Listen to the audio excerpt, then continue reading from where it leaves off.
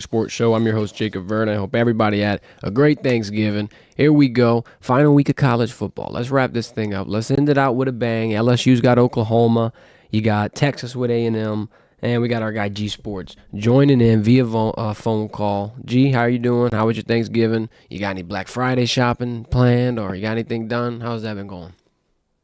Thanksgiving went really, really swell. I ate a whole lot. I think the green bean casserole did me a good solid one last night, man. My auntie did a really, really good job.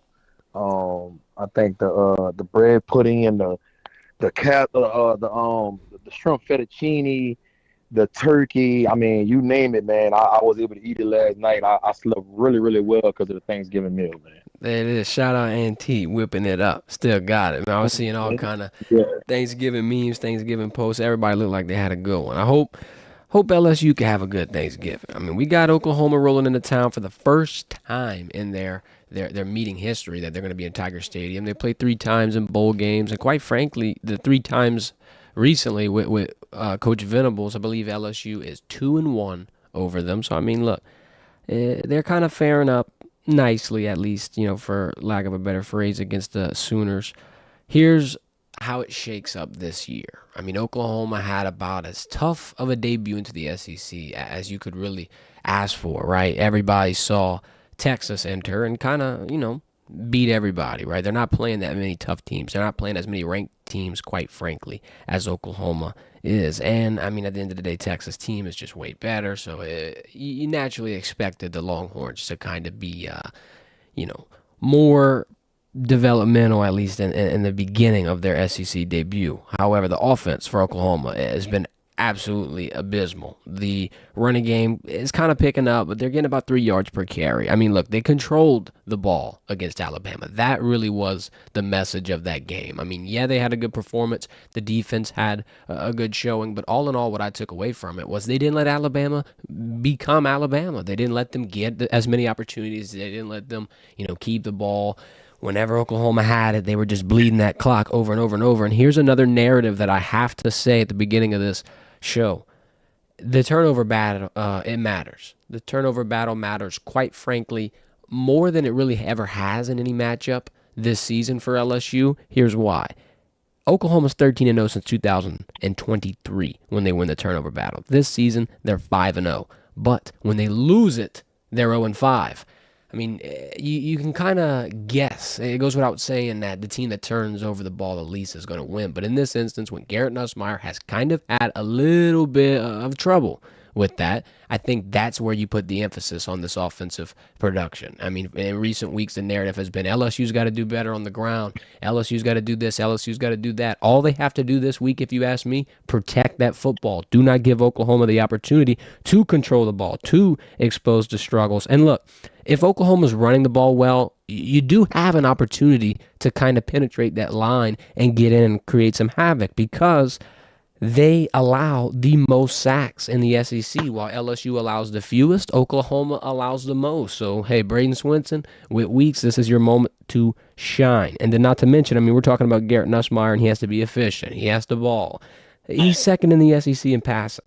He's got 3,458 yards, 23 touchdowns. Now, I feel like Oklahoma's offense being that production being the second worst, and they're not going to be able to kind of keep up with the pace, at least. It smells like a boat race. And I mean, I'm not saying that LSU is going to win by 30, but what I'm saying is if they start strong and if they, get guys like Mason Taylor incorporated, Kyron Lacey incorporated, Caden Durham, get your playmakers the ball early and don't start slow, I feel like this is a game where you can flex some muscle and go into the offseason feeling really damn proud. And you can quiet the murmurs of a Brian Kelly hot seat or this or that.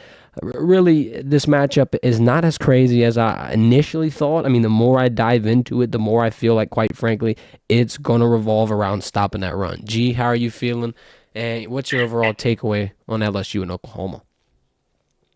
I think this game is going to be very, very interesting. And I know people looking at Oklahoma like they're 5-5 and they're not one of the better teams in the SEC.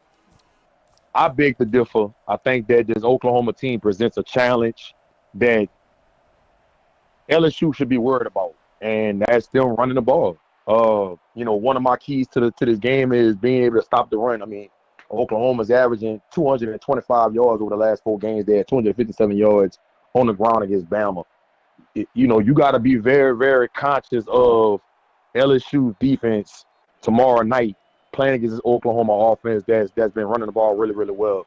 You got a quarterback in Jackson Arnold who they run the ball a whole lot. I mean, he had a game this year when he had 27 carries. I think it was against Ole Miss. And I watched Oklahoma 3 times this year. I watched them against Ole Miss, Bama, and I watched them against Missouri. And they do a lot of different running. They do a lot of. He got a lot of different concepts and a lot of different misdirection plays running the ball. And I'm just worried about that against this LSU front because we've been so undisciplined. You best believe they watched a ton of that film with Jalen Milroe and what he did to that LSU defense. And I'm not saying Jackson Milroe is nowhere near the athlete that Jalen Milroe is. Jackson Arnold is nowhere near the athlete that Jalen Milroe is. But he's a good enough athlete to make LSU defense pay. Don't be surprised if you see him do some zone read with the quarterback follow just like Milroe did.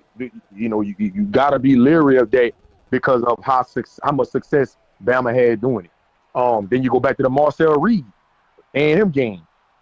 They're going to take some plays from those games and use it against LSU on tomorrow. I'm worried about the shot plays. I'm worried about Oklahoma dulling them to sleep with the run, and then Ashton Stamps or Alexander gets caught with their draws down, and they're taking a shot play. And I think that the guy J.J. Hester, or the 6'4" receiver, that's somebody that they got to be watching out for because he's going to do a lot of stalk blocking, and then he's going to act like he's stalk blocking and then release, and then he's open down the field. Their number one target in the passing game is the tight end Sharp. They're going to try a little pop plays with him, up the seam and do different things like that. But it's going to all come down to stopping the running game. I'm just very, very concerned about how LSU is going to be able to come up with a scheme tomorrow night to be able to fit those runs and be disciplined and be sound when they're doing those misdirection plays and things of that nature. Offensively for LSU, I think they'll be fine. I think LSU has an opportunity tomorrow to put up over 30 points. Oklahoma's defense has given up a ton of explosive plays this year. The secondary is not really that good. I think Mason Taylor, Aaron Anderson, and Kyron Lacey is going to have a field day tomorrow. I really do think that. I think one of the key matchups that could throw a wrench in that operation is the DN for Oklahoma, Mason Thomas. And he's going to be matched up against Emory Jones. And Emory Jones has had his mishaps this year against guys with that comes with a lot of speed. And so Mason Taylor, I think he leads Oklahoma in sacks with like 8 or 9 or something like that. But watching him those 3 games that I watched Oklahoma, he's a problem coming off the edge. So, be prepared to see if Brian Kelly and Brad Davis them comes up with some kind of counter, whether they're going to keep the tight end to chip him or keep the running back in the chip him or whatever they're going to do to help Emory Jones out, because that could kind of get Nuss flustered out the pocket and get him off his track. And then, Nuss has been susceptible, has been vulnerable to, trying to extend plays with his leg, throwing across his body, and then now you got a turnover. Yep. And so you can't have them today.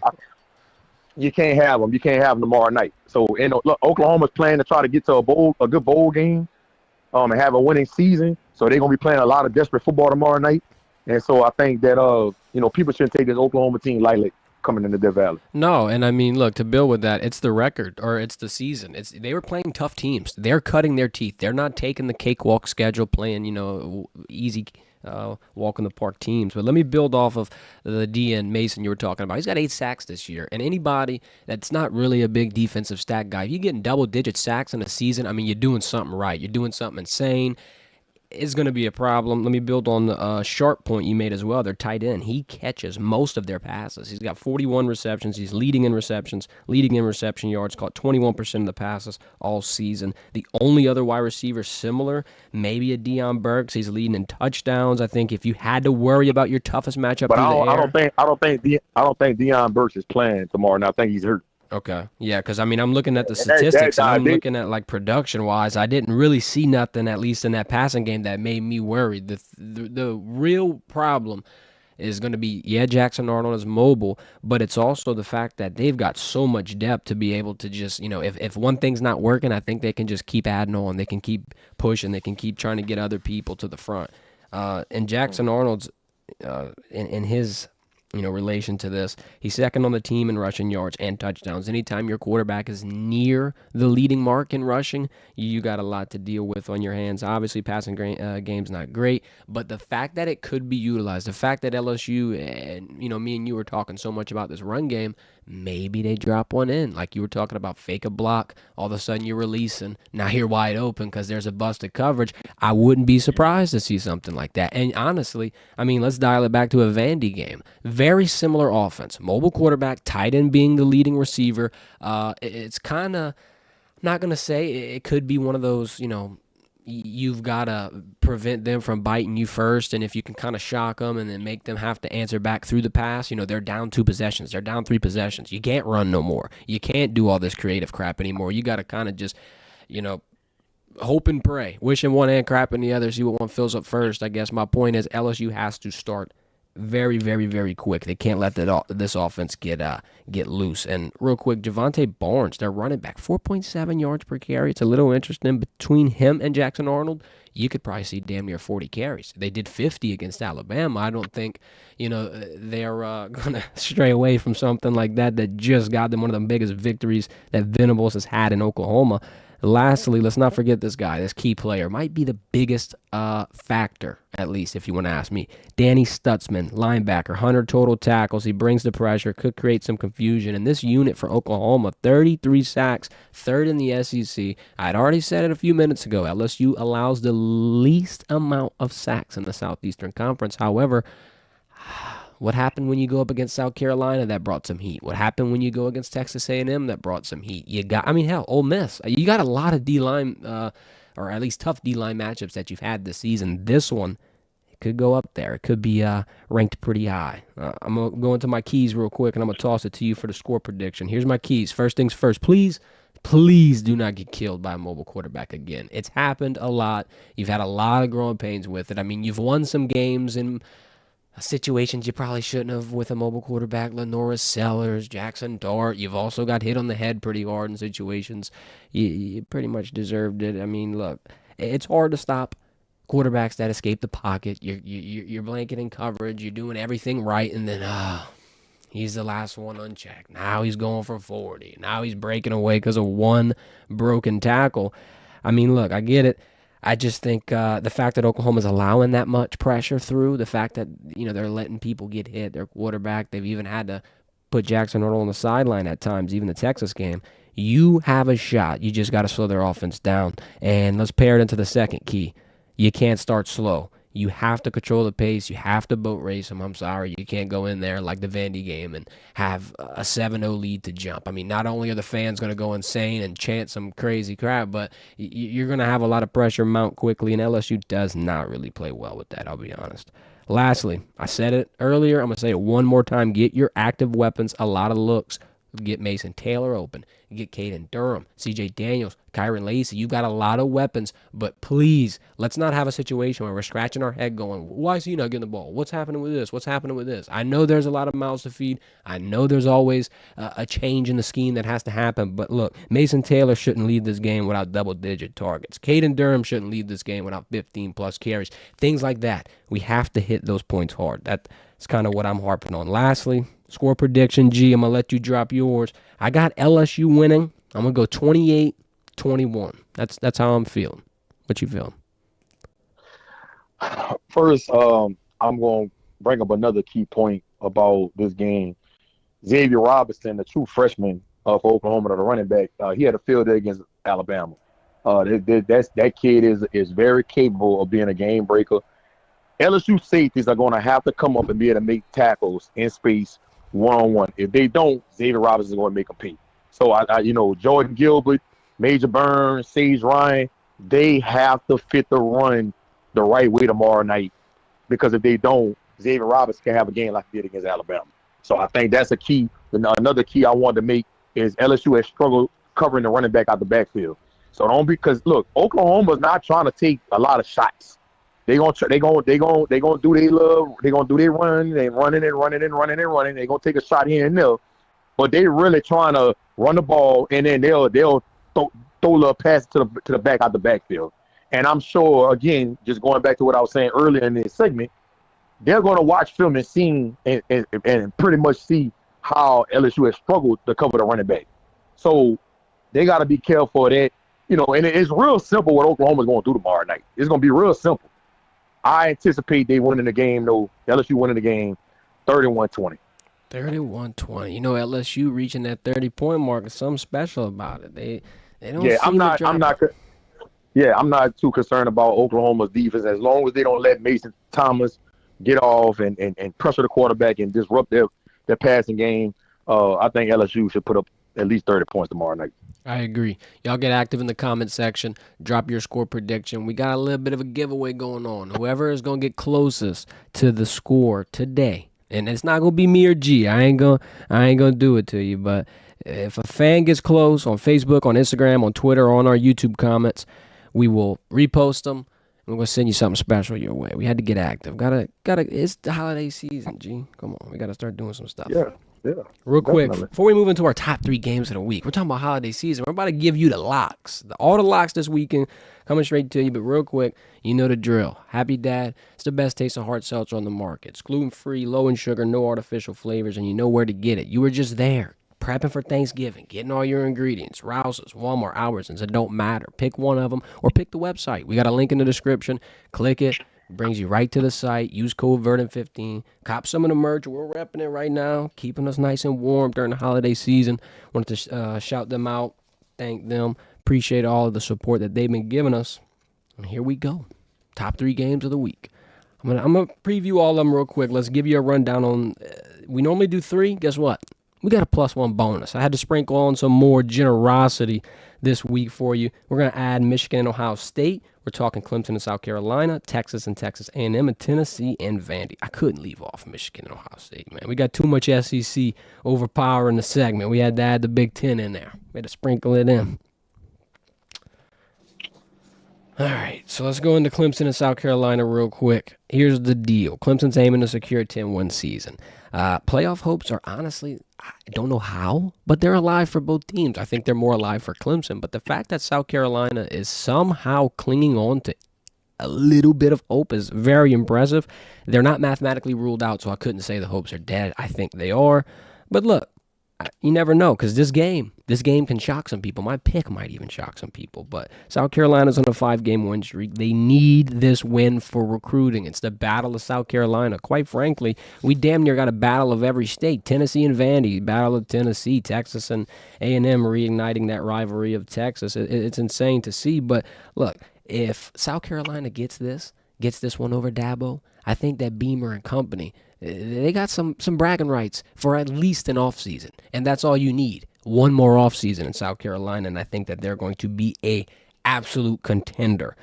Cade Klubnik, look, he's no pushover. He's a baller. I think he's going up against a phenomenal pass rush against South Carolina, though. It's going to give you some fits. And then not to mention Lenore Sellers. How about this? Completing 70% of his passes, over 230-plus yards in his last 3 games. Back-to-back weeks of 300-plus yards, 3+ tutties. He got 5 touchdowns versus Mizzou. So, I mean, look, shout out to him. He's on fire. And I'm going to shock the world. It's South Carolina's world now, baby. And I think we're just living in it. Give me the Gamecocks money line. +120. Let's sprinkle some plus already at the beginning of the segment. I think it's happening. It is in Clemson, and I might be reaching. But guess what? I hope Dabo don't teach. I ain't going to lie. You reach, I teach. Let's see how it goes. I got Clemson money, South Carolina money line beating Clemson. It's about a 3-point spread. Let's pop up these odds for you. 3-point spread. Totals at 49. I think it'll be interesting. G, how you feeling? Who you leaning? Who you picking? I got South Carolina. South Carolina's coming off of some major wins over the last 6 games. I mean, they won 6 in a row. They beat an A&M team. They beat Missouri. I watched that game against Bama where they lost by 2. They really should have. They really should have beat Bama. Yep. If you're anybody that watched that game, you know that Bama got away with their life in that game. They should have beat LSU. Hot if they take, don't yep. call that they don't call that unsportsmanlike penalty when they hit Nussmeier, LSU loses that game. So South Carolina could really be sitting at one loss right now if it wasn't for those two mishaps. They lost by a combined of 5 points to Bama and LSU. South Carolina's the better team. I just think that Clemson, you can't take them lightly, of course.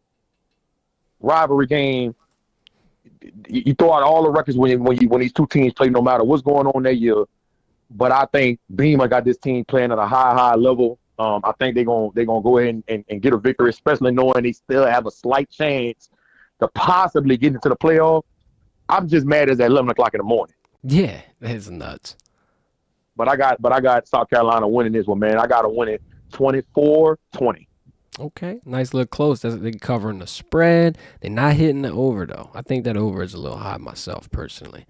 Let's move into Texas and Texas A&M. Now, this has been an interesting hiatus of a matchup. Let me break it down for you real quick. It's been 13 years since they've played this rivalry. Obviously, Texas A&M made their trek into the SEC and broke up the beloved tradition, but now Texas is back, and Texas is back with a vengeance. I'm not gonna lie, they're 10-1.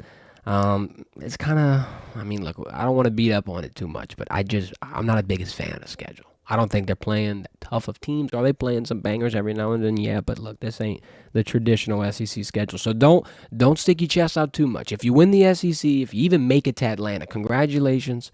I hope you can do it again next season. But at the end of the day, it wasn't a traditional SEC schedule, I will say. But that's besides the point. A&M 8-3. Maybe, just maybe, there's a chance the Aggies can slide into the playoff. I'm not going to tell you can't. I mean, if you go to Atlanta and you win, you got an auto bid. You got a bye week. You got a damn potential home playoff. You got all kind of things that you could factor in if you're an Aggie just trying to make this one work.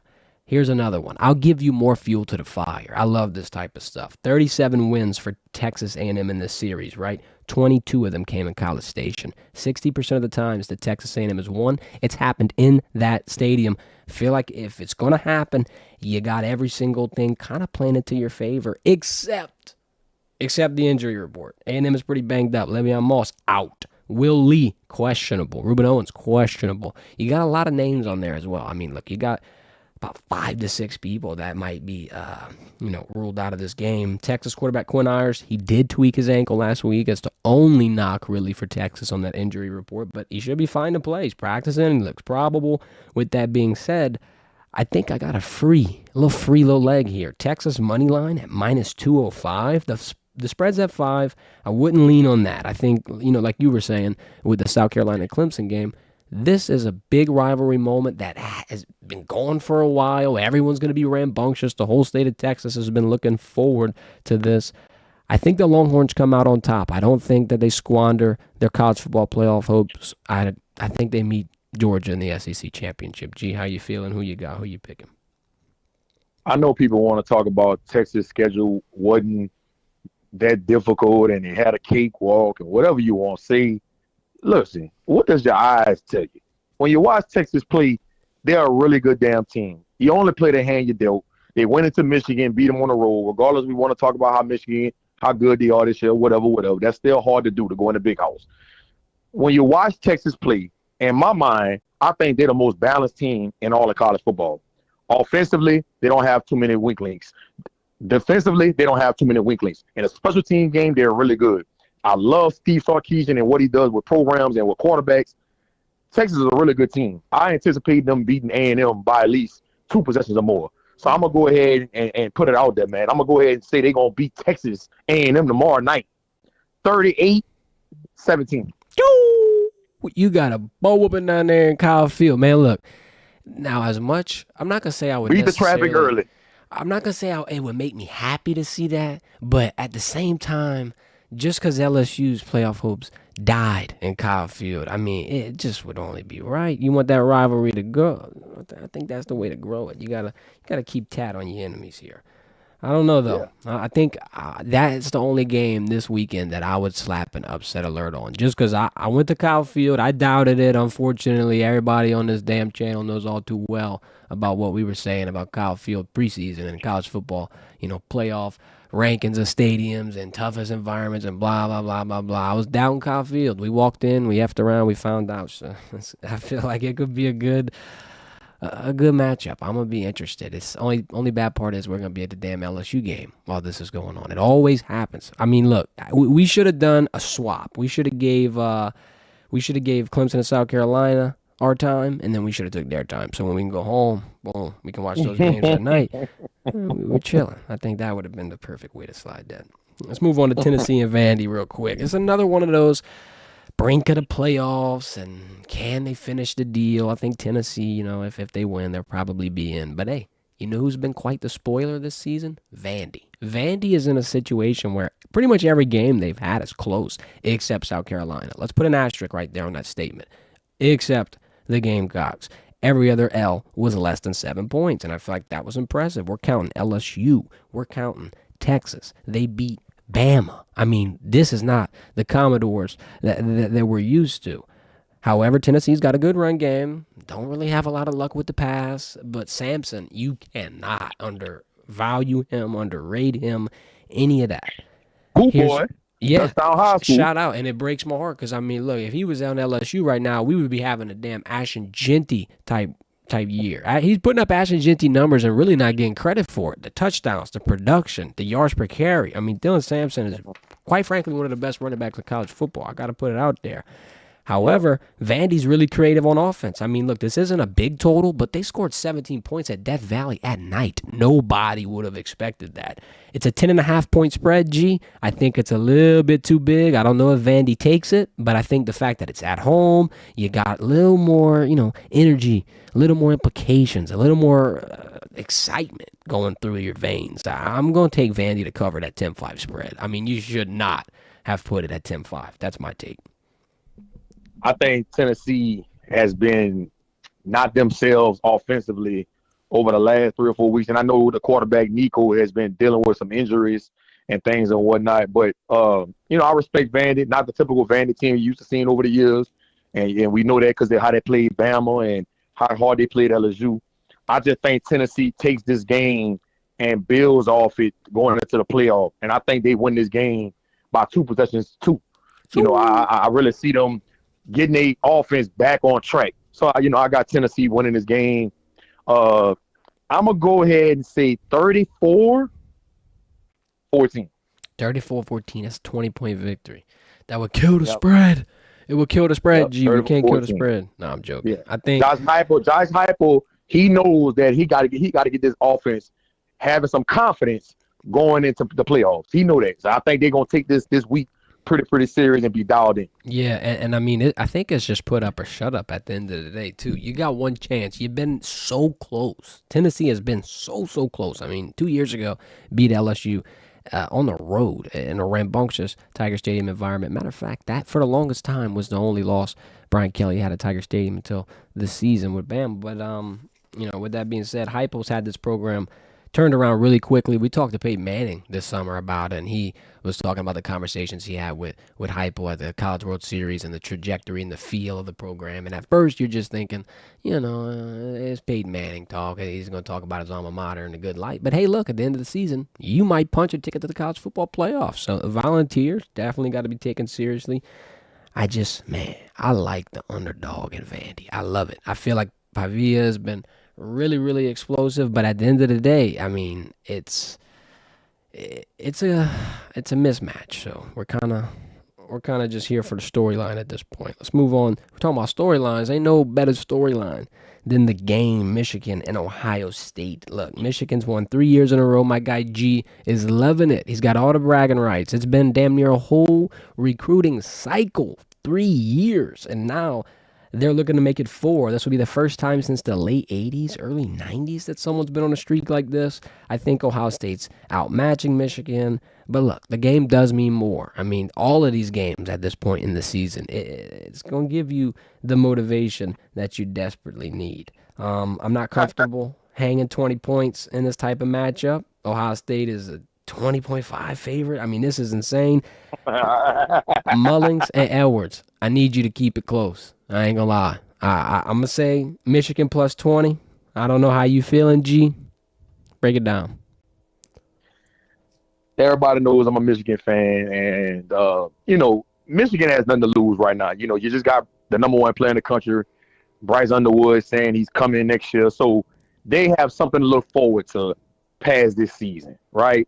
Having said all of that, they're going to come in this game and do things completely different than what Ohio State has seen on film. So Ohio State better be careful tomorrow. They better be careful because it's when you playing a team that has nothing to lose and has nothing to play for, they gonna come out there playing carefree. Don't be surprised if you see Shamar Moore going for it on 4th down on his own side of the field. Don't expect trick plays, expect fake punts. You're gonna see some things that they haven't seen all year. And so Ohio State better be careful. If they let it be close after halftime, if that game is within one possession after halftime, Ohio State better watch out. They better clean up and dominate Michigan early on and take their confidence. If they don't, you better be careful because Big Blue will spoil their playoff hopes. For the 4th year in a row at that, too. I mean, look, the implications. I'm just saying. This game, let me just tell you this real quick. I was listening to the Josh Pate show, and he was talking about what Ryan Day said this game means to him. He said there was only one more thing in his life that devastated him and affected him more than his father passing away. They better be careful. Playing a team, they ain't got nothing to lose. You better be careful. Yeah, you're back against the wall. You coming out swinging. Look, you got blood dripping down your face. Your lips busted. Your eye sockets all bruised up. You got teeth missing. You don't got nothing to lose if you're Michigan. You just won a championship. My only question is, if Ohio State was to somehow lose this game, does that put them out the 12-team playoff? Oh, look. Now, should it and does it are two different questions, and we know the committee got the biases and all this stuff. I'm going to say no because I feel like the brand, the ranking in the Big Ten, I feel like all of that is going to come into play.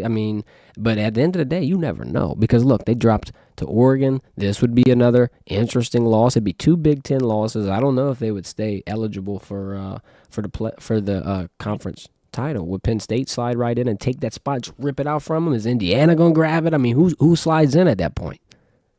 I don't know. That's why that's why I feel like it's so much pressure. It's more pressure on Ohio State tomorrow than it is Michigan. 100%. So, yeah. The first quarter gonna tell me a lot.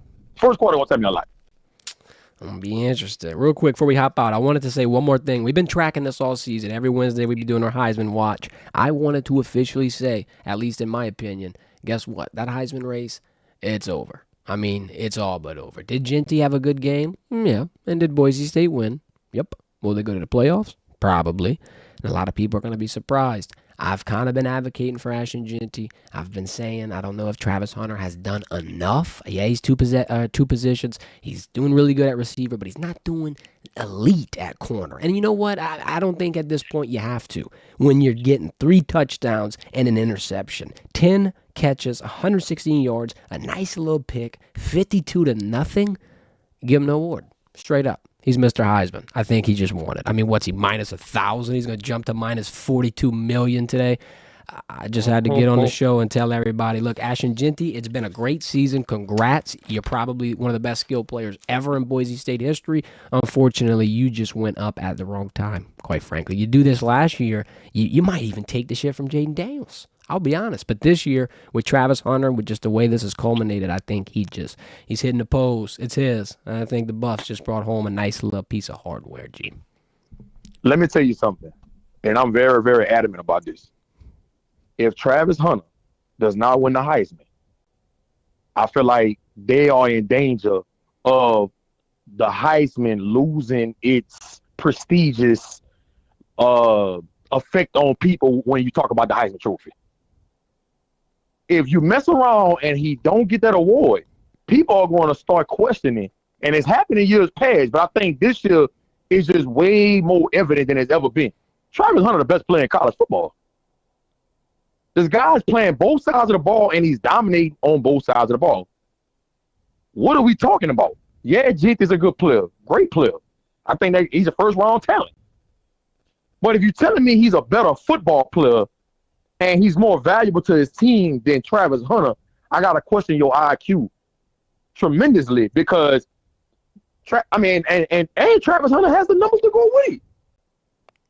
Yeah, I think 82, 80, he got over 80 catches on the year, over 1,000, Yep. 11 tutties. he's about top 10 in every major receiving category. And I feel like he started hitting that mark at like the last 3 to 4 weeks. He started really putting in that work. Like in the beginning of the season, he was doing good, but he's been every single week raising the bar. Like with Genty, I mean, you had the beginning of the year where he's getting 3 touchdowns, 4 touchdowns, 200 plus. He did it against Oregon, and you're like, oh shit, like he might be his. I think he jumped in about minus 600. He jumped in the lead for a little bit for what it's worth, and then Travis Hunter kind of just elevated the game, got Colorado in the playoff conversation, and yeah, Genty and Boise's in it, but I think what kind of killed his run and his bid, or the campaign, at least in my opinion, was how many times Boise came close to losing, how many times in the second half, or, at halftime, Genty was kind of like, 30 yards, clinging, not doing much. If he would have every single week had 200 to 300 yards, 2 to 3 touchdowns, I feel like it would be pretty hard to not say it.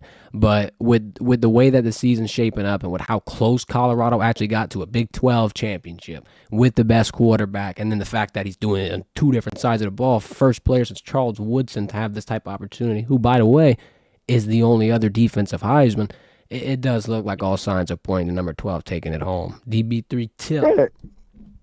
Yeah, and then in years past, a lot of the times, the best player in college football didn't have the production to match how everybody felt.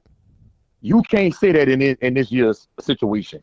Travis Hunter clearly shows week in and week out that he's the best player in college football, and he has the production to match it. Yep.